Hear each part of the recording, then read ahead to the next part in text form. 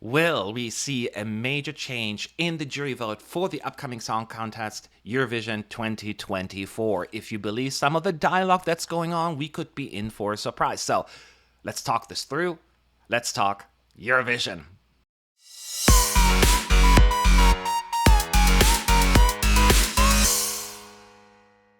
Hey everyone, it is Matt with ESC United, your favorite Eurovision channel. So, what is going on? Let me talk you through the deets first, and then I'll share my thoughts at the end as well. As always, please like this video so we survive this harsh algorithm environment that YouTube is putting us in.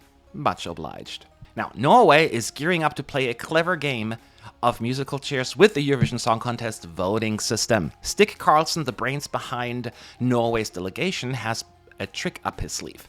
He's aiming to give the public more sway by putting those pesky juries on a diet. Now, there was an interesting and insightful interview with Suits Victor on his podcast, and Carlson raised a point. He's worried that if the televote favorites get snubbed, Eurovision's popularity might sink faster than a lead balloon. I'm obviously paraphrasing, but that's the message behind it.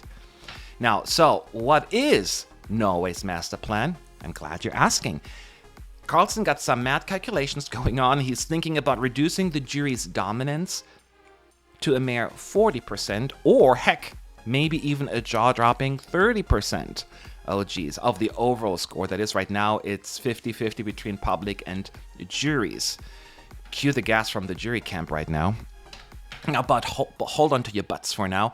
Carlson's no drama queen. He knows that the juries have their role to play. They keep the show spicy and thwarts those pesky block voting tactics. It's a little bit like Eurovision chess, I guess. Now, the Eurovision voting system has been a hotbed of intellectual debates since the last showdown in Liverpool, the United Kingdom, of course. Lorene's Tattoo brought home the crown for Sweden overall, but Finland's Karja with Cha Cha Cha tangled its way to the public's heart, bagging a staggering 376 points in the televote. That's the biggest margin between first and second place without the televoter winning the contest. And on top of it, Tattoo didn't get a single douze point from any country's televote, despite sweeping the national juries off their feet. Now, Carlson dropped some serious Eurovision knowledge as well, and he questioned the power balance, wondering if a jury of 185 folks, that could vary based on the number of participants, of course, should wield as much power as millions of TV viewers. So, Norway, they have spilled the tea that NRK, the national broadcaster, is in dialogue with the EBU, ready to raise the curtain on their grand plan. But will the EBU be willing to dance to Norway's clever tune? Or not so clever tune, depending on your perspective. I don't know. The Eurovision Song Contest Reference Group will unveil the final rules in January 24. We got a little bit of time. Maybe we'll get some updates sooner. But will we see a voting system revolution? Okay, so the first point I want to make is this is one very vocal delegation, though powerful delegation, but it's one that is raising the issue. And in the end, the reference group, comprising of multiple individuals and members, they would have to agree to this very significant change. So it's not something that this person can just say or like decide on their own. I will say, based on this, there is a little bit of a self-interest here. For years now, Norway has been given lower scores by the jury, while the televoters' love and support was significantly higher. And the biggest difference you probably remember was in 2019 when when the juries gave Kaino basically just a right side of the scoreboard result, while the televoters put it as the winner. That was such a dramatic difference. But that wasn't the only time. In 21 and 22, televoters were way kinder than the juries.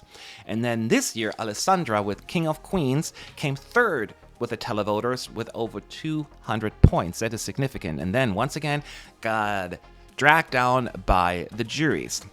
So I'm not saying that there is no merit to Carlson's proposal here. I'm just saying that that needs to be taken into account. We don't know how other delegations truly feel about this and if they agree. I do know that a few years ago, the EBU actually asked the delegations if they should consider a change to the jury vote setup, which was overwhelmingly overruled by the delegations. They did not want to change it. There was no appetite.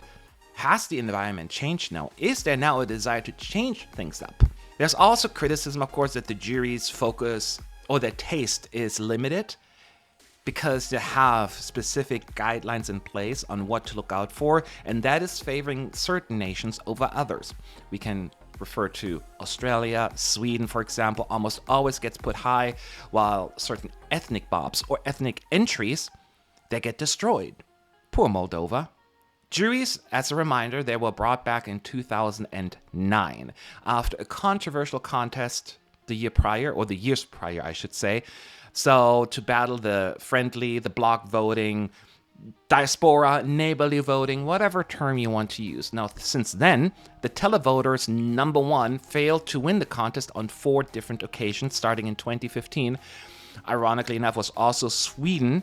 Actually, Il Volo from Italy won the televote. They didn't win overall. Then in 2016, Sergei Lazarev from Russia won the televote. Then just came 3rd overall.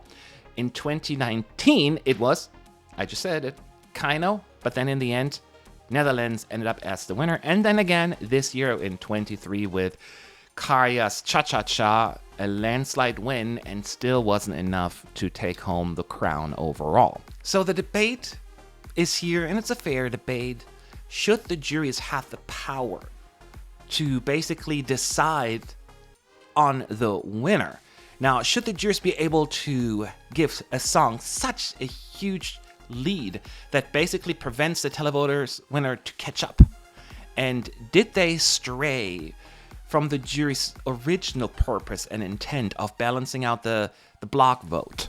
Because I will say I don't necessarily have an issue with the jury favorite winning at times, it kind of just how it goes, but it really just comes down to fixing the jury setup and potentially how the points are being allocated.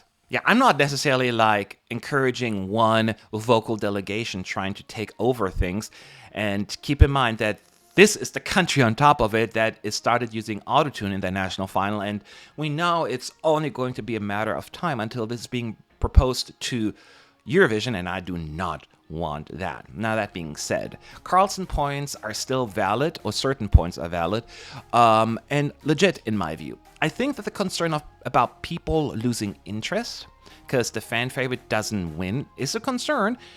At the same time, I don't think the viewing numbers are really providing any evidence that this is currently happening. I think it's more like later down the road, if it happens like 4 times in a row, that people are like, it doesn't matter who I vote for, it's not going to win anyways, the juries decide. So I can get that. But as of right now, the viewing figures are still high, so you can't really say this has an impact. Let me just say, I am personally a big proponent of the juries and do not get rid of them, first of all. I think most people agree with that. I know some of you will say, just out, but no, I do not want that. And I don't know if just reducing the jury's power is the way to go. I am a fan of fixing the juries. And why do they only have music experts on it? And why are the juries so small?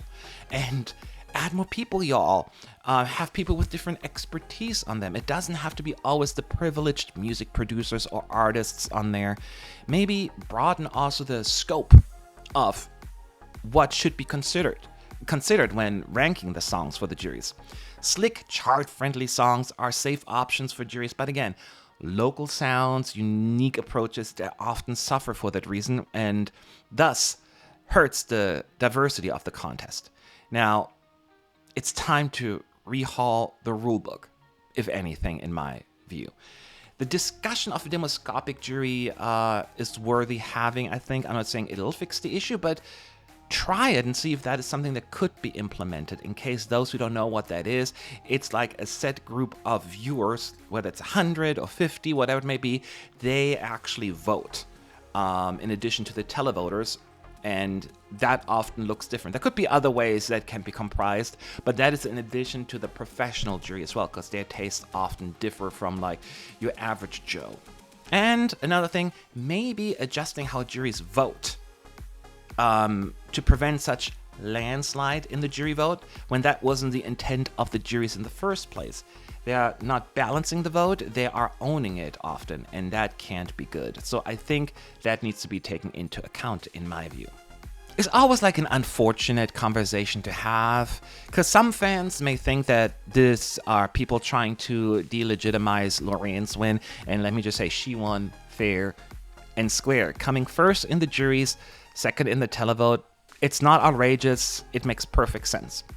The point really is, should the juries have such a huge say in who wins when the intent was to balance the block voting? But we have gone way beyond that, it seems, where they just decide who wins and not. Not all the time, I understand that, but you can see how many the discrepancies are significant as of late.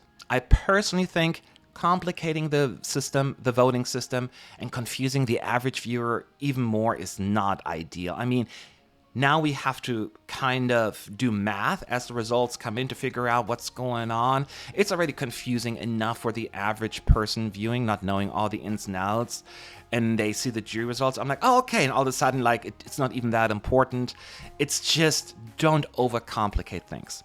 Plus, then if you were to implement that, then you have the way you present the results should completely be changed as well. The jury results always take so much longer. There's an emphasis put on them. They get the traditional spokespeople and all of that, while the televote is just being added at the end. And if the juries truly will carry less weight, then the focus should be on the televote. So ultimately, based on my observation, I'll say keep it 50%. And just look for a way to level out the results a little bit more. Don't throw out the baby with the bathwater, I'm always saying. At least in my view. You may agree or disagree, and that is fine. What do you think? What are your thoughts? Do you think lowering the jury's involvement from 50 to like 40 or 30% sounds about right? Do you think just fix the juries as the way are right now, or maybe say it's perfect the way it is, don't touch it, leave? That is fine as well. Leave your thoughts below in the comment section. I would love to hear your thoughts. Thank you for watching, and I will see you in the next video.